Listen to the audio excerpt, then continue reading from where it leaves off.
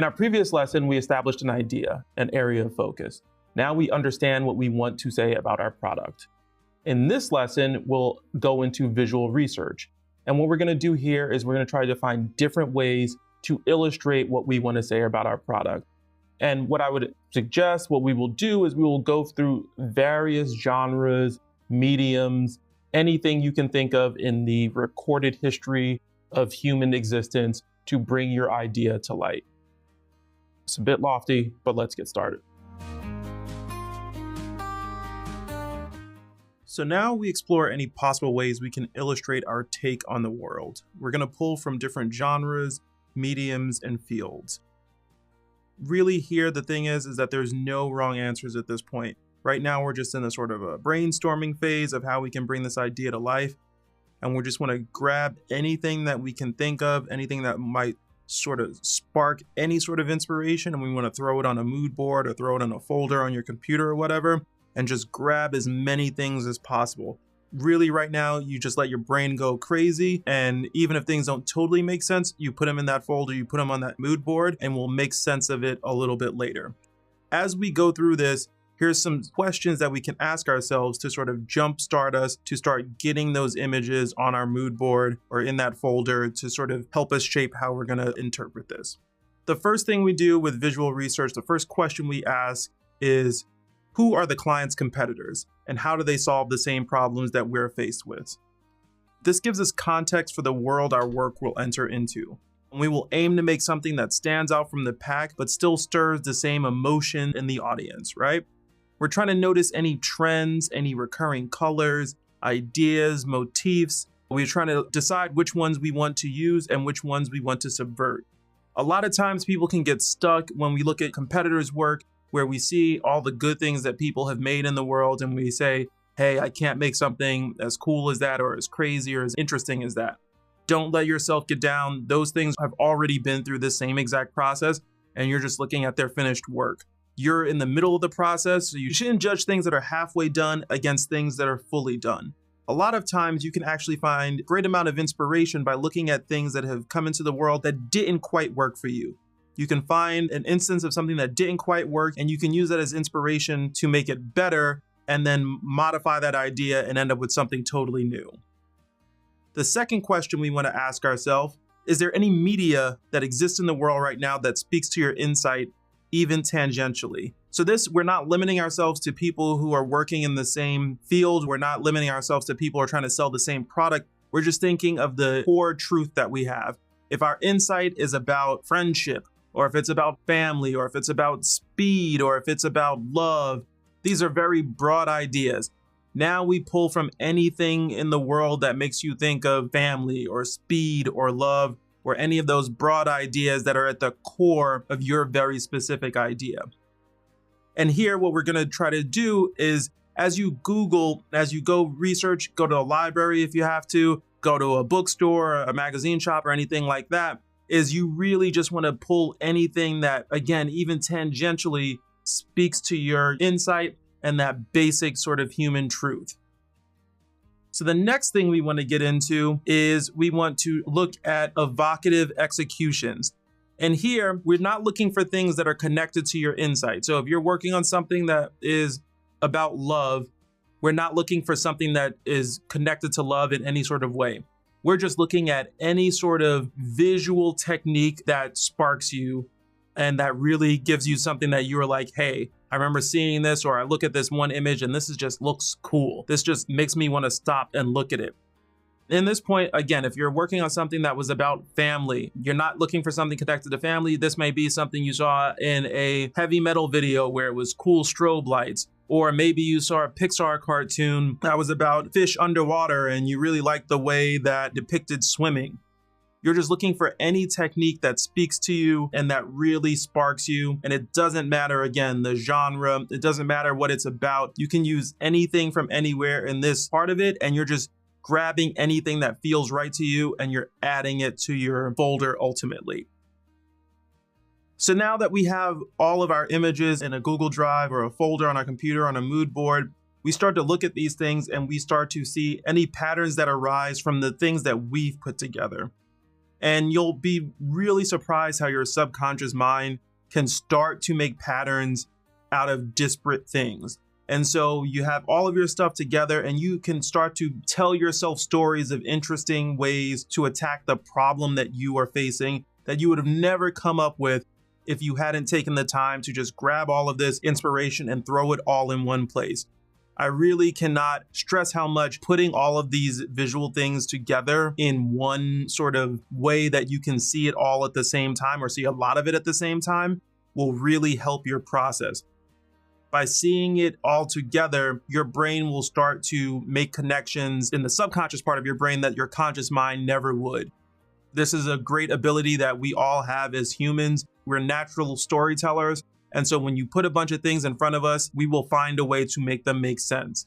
As you look at all of your stuff, you will start to have these executions pop up out of your research, and you can find ways of getting rid of some stuff, bringing more stuff to light, and oftentimes it will even trigger new different things that you would have never gotten to, where you're like, hey, I'm looking at these 3 images. It makes me think of fourth image that I wouldn't have connected with the problem. And then you go out and you get it, and you keep building and building and building your repertoire.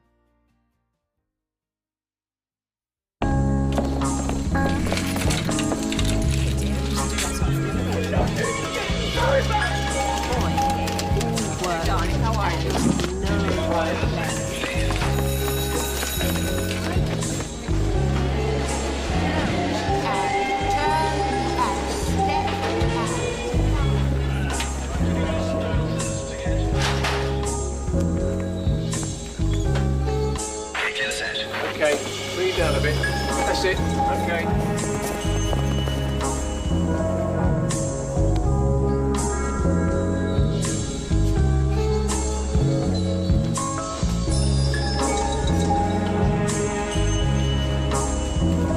Your script, Mr. Kubrick.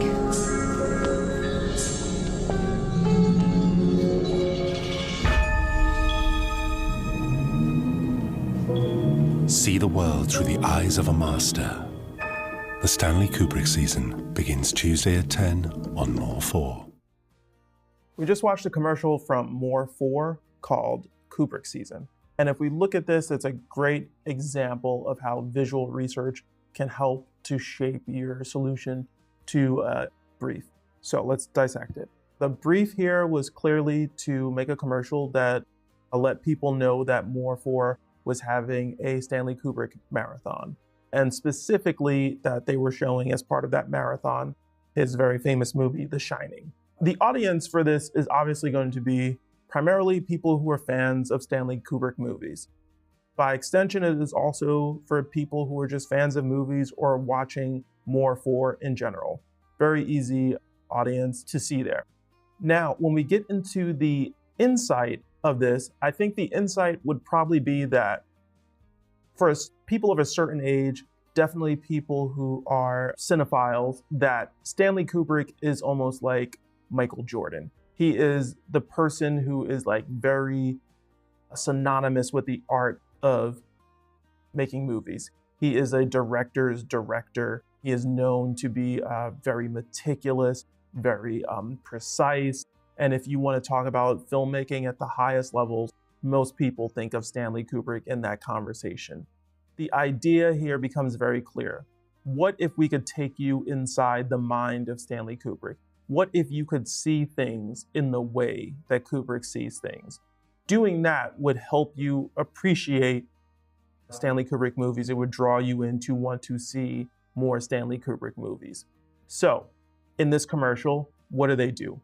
They take that idea and they recreate the backstage of The Shining. And you go on this one long tracking shot where you're first person as Stanley Kubrick, and you see all of the background actors and the details and all of the things that are very iconic by this point. You see someone writing red rum on the door. You see the 2 little twin girls. You see the tricycle being set on that very specific carpet. All of the things that we automatically associate with The Shining, we see them in their construction. We see them through the eyes of Stanley Kubrick, very meticulous. It's a great idea. It's a great execution. Where does the visual research come into this? The visual research is obviously that they went through The Shining frame by frame to pull out every single detail that they could find. Not only did they go through The Shining, the movie as we know it, but they also went through the documentary made about The Shining, so that when you see the camera operator as you walk past the Stanley Kubrick, the actor that they hired to play the camera operator looks like the actual camera operator in the documentary of the film. Most people will not notice this, but if you are a Stanley Kubrick fan, if you are a Stanley Kubrick obsessive, you definitely notice this. And when you notice this, you start talking about it and you spread it across the internet, and it gets more and more attention for the channel and for the actual marathon of Stanley Kubrick films that they were making. With all of these details being so prevalent in this commercial, the thing that we're left to take away from this, the thing that is subconsciously implanted into your mind, is the idea that Stanley Kubrick saw things in a very detailed manner, and that even though you may have seen The Shining before, you may have watched that movie several times, when you see it through his eyes, you realize there are things that you probably missed. And if you missed things before, there's an opportunity to see The Shining again on More 4. So now that we've seen how visual research was applied in this More 4 spot, let's take a look at our two examples and see how we can apply visual research to shape those ideas. And so now that you've watched that example, let's do some visual research on our case study examples. We're going to start off again with our favorite, the rapper. To keep track of where we are, we have the rapper, and our insight is that our rapper has sampled old soul records with his new record. Old soul records are often love songs. They feel sweet and musically rich. And our idea is that this album is our rapper's love letter to criminality. So we take that and we do the first part of our visual research, and we look at all of the competitors in the space. As we approach the competitors of our rapper, we will pretend like we know nothing about rap music whatsoever. And so what I would do is I will go to Google and I would say, okay, we're working with a gangster rapper. I would search Google for the best gangster rap albums of the last couple of years. And I would look at those lists, and I would look at lists from different people, different sources, and sort of compare and contrast them, right? And I would say, who are the entities who keep standing out? I go and I find their record covers. I'm gonna put them all on a mood board or in a file or something like that, so I can look at all of them together. So right now I have 7 of them here. I would normally gather way more than 7, but just for the ease of us to look at things, I have 7 here. When you're doing this sort of research, the more information you can gather, sort of the better. I would probably normally grab somewhere around like 20 or 30 album covers if we were doing this totally for real. You put them up on a board and you look at them, and you just think about it in a very detailed sense. You don't need to be a master art critic or anything. You just look at these things and you try to pick out the common elements, the trends, the motifs that we're seeing. So I look here, and the first thing I would notice is that all of these images feel very foreboding. They're all very kind of serious.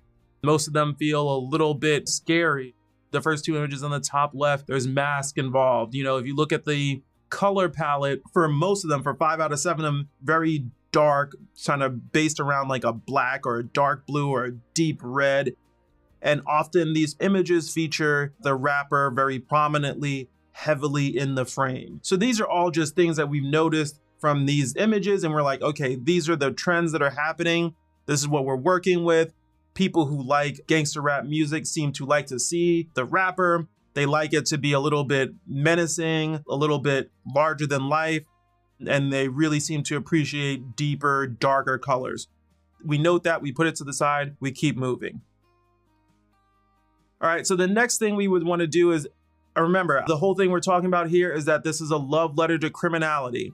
When I think of criminality, I think back to movies from the 70s, exploitation movies, especially blaxploitation movies, which often celebrated criminals and they're getting one up on the authorities, they're besting the police, they're besting the man. And so when we look at posters from those movies, they're all really beautifully illustrated. We'll notice it's like image on top of image on top of image. There's explosions, there's guys with guns, there's naked ladies, fast cars, all of these things just put on top of each other, and it feels very maximalist, you know? It is really trying to fill as much space as possible and just have so many things coming at you that you see these posters, and even if they're in a different language, you sort of are pulled in because you're like, hey, there's a lot happening here and it all looks super enticing. And I'm sort of guaranteed that this is going to be a good story that is going to have action and it's going to have violence and it's going to have sex appeal. There's going to be all sorts of crazy things. And if you're into any of that, you're pulled into this. Then we look at the love letter part of this, right? So it's a love letter to criminality. When I think of love, what do I think? I think of romance novel covers, the sort of novels that your mom or your sister or your grandma might have been reading, where it's Fabio type of guys and, you know, ladies on plantations and pirates and all that sort of stuff. We look at these covers and I'm not really concerned about the plot of any of these. I'm not concerned about the photography of any of these. What I am concerned about is the way that the text on these covers sort of evokes that real warmth. It evokes the seductiveness, the passion, the love that is going to be told in these stories. If we just took this text, it is very rich. It is very baroque. It's very overdone. That is something that we can use. That's something that we can take and use when we get into our execution for our wrapper. Lastly, we look at some photography, and this is modern photography by a photographer. His name is Tyler Mitchell. He shot Beyonce for the cover of Vogue. And when we look at his work, it is all very rich. It's all very dramatic. It's very much based in the real, like the ladies on the stairs, the two guys with the fabric behind them, the two girls. These are all very realistic locations. Nothing that they're wearing is really that far out there, but it all feels very heightened. It all feels very rich and warm and inviting. And this sort of looks like the best version of life that we could imagine. So we'll take this as a photography cue, and now we have all of these things together, and now we have something to work on as for an execution for our wrapper.